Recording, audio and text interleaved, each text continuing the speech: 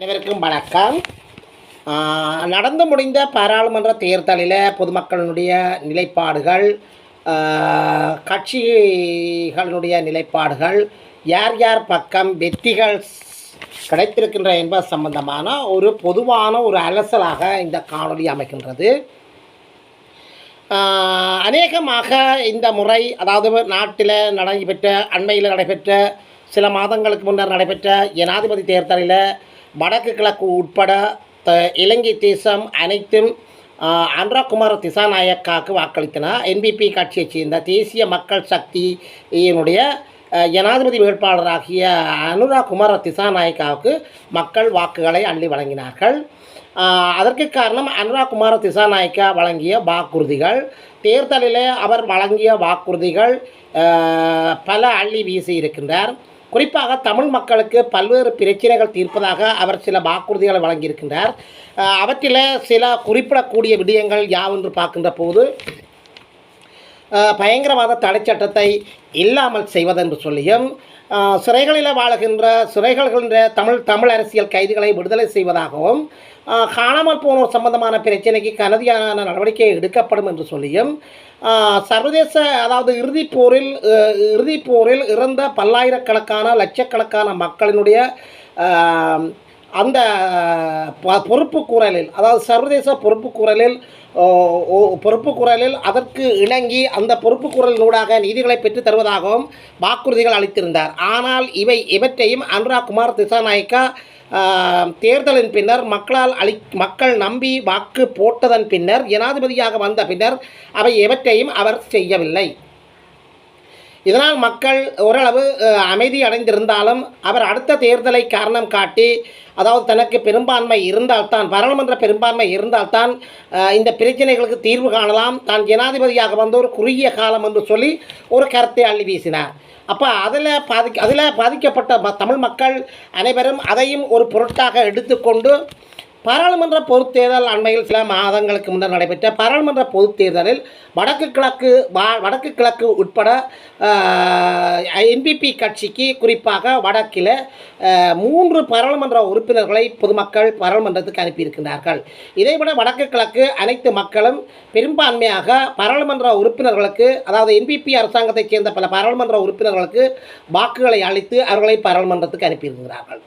இவ்வாறு ஜனாதிபதி அவர்கள் கூறிய கருத்துக்களுக்கு அமைய, அதாவது ஆட்சிக்கு வந்த ஒரு குறுகிய காலத்துக்குள் பிரச்சனைகள் தீர்க்க முடியாது, பாராளுமன்றத்தில் பெரும்பான்மை பலம் இருந்தால்தான் தான் பிரச்சனைகளை தீர்க்கலாம் என்று கூறி, ஏறக்குறைய 4 மாதங்களுக்கு மேல் கடந்து ஆட்சியை அமைத்துக் கொண்டிருக்கின்ற அனுரகுமார திசாநாயக்காவால் ஒரு புல்லை கூட பிடுங்கி போட முடியாத சூழ்நிலையால் தமிழ் மக்கள் மிகவும் விரக்தி அடைந்த நிலையில் அனுரகுமார திசாநாயக்காவுடைய அலையை திருப்பி வந்த பக்கத்துக்கே தமிழ் மக்கள் விரட்டி அடித்திருக்கின்றார்கள் என்றுதான் கூறலாம். இந்த உள்ளூராட்சி சபை தேர்தலில் தமிழ் மக்கள் ஒரு கருத்தை தெற்கில் உள்ளவர்களுக்கு கூறியிருக்கின்றார்கள். அதாவது பெரும்பான்மை இன சிங்கள ஆட்சியாளர்களுக்கு தமிழ் மக்கள் ஒரு சரியான கருத்தை கூறியிருக்கின்றார்கள். தமிழனை ஆள வேண்டும், நீங்கள் ஆளுவதற்கு உங்களுக்கு தகுதி இல்லை என்ற கருத்தை ஆணித்தரமாக, அழுத்தம் திருத்தமாக தமிழ் மக்கள், வடக்கு கிழக்கு வாழ் மக்கள் அளித்திருக்கின்றார்கள். இந்த நிலையில் பாராளுமன்ற தேர்தலின் முடிவுகளின் போது அர்ச்சுனா ராமநாதன் அவர்கள் கூறிய ஒரு கருத்தை நாங்கள் இந்த இடத்தில் எடுத்துக்கூற வேண்டும். அதாவது தமிழ் தேசியத்தை மறந்து, தேசிய தலைவரை மறந்து, 40,000 இன்னுயிர் ஈர்ந்த மாவீரர்களை மறந்து வடக்கு மக்கள் வாக்களித்திருக்கின்றார்கள் என்பிபி கட்சிக்கு என்று சொல்லி அவர் மிகுந்த கவலையை கடந்த பாராளுமன்ற தேர்தல்களின் முடிவுகள் கிடைத்த கையோடு வெளியேறி அங்கே மக்களுக்கு அந்த கருத்தினையை வழங்கியிருக்கின்றார்கள். இந்த கருத்துரைக்கு தமிழ் மக்கள் சரியான முறையில் புரிந்து கொண்டு இந்த முறை வாக்களித்திருக்கின்றார்கள் என்று தான் இந்த இடத்துல நாங்கள் தெரிவிக்கக்கூடிய மாதிரி இருக்கின்றது. மக்கள் சரியாக உணர்ந்திருக்கின்றார்கள். தமிழ் மக்கள் எப்போதும் சரியான பாதையில் நிற்பார்கள், மக்களை எவரும் குறை சொல்ல முடியாது, மக்கள் சரியான பாதைத்தான் இருப்பார்கள் என்ற கருத்துக்கு அமைய இந்த முறை உள்ளூராட்சி தேர்தலில் மக்கள் வாக்களித்திருக்கின்றார்கள்.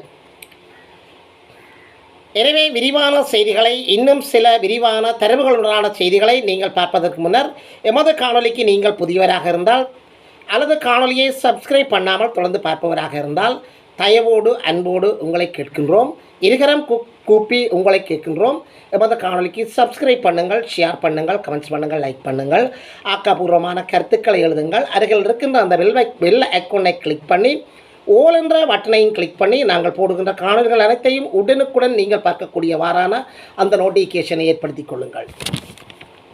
இந்த முறை தமிழ் மக்களினுடைய ஏகோபித்த விருப்பாக தமிழ் மக்கள் சார்ந்த தமிழர் சார்ந்த தமிழ் அரசியல் தமிழ் மக்கள் சார்ந்த தமிழ் சார்ந்த அரசியல் கட்சிகளை தேர்தலில் வெற்றியீட்டுவதாக இருந்திருக்கின்றது. இந்த இடத்திலும் பல கொத்துவெட்டுக்கள் தில்லுமுள்ளுகள் பண்ணி பலர் பல விடயங்களை மேற்கொண்டிருந்தார்கள். சில கட்சிகள் என்ன விதப்பட்டென்றாலும் தாங்கள் வெற்றியடைய வேண்டும் என்று சொல்லி தேர்தல் விதிமுறைகளை மீறி மிக மோசமான பல்வேறு நடவடிக்கைகளில் ஈடுபட்டிருந்தார்கள். இவற்றை அண்மைய சமூக ஊடகங்களில் கருத்துக்கள் பகிரப்பட்டு வந்திருந்தவை அனைவரும் அறிந்த விடயங்கள்.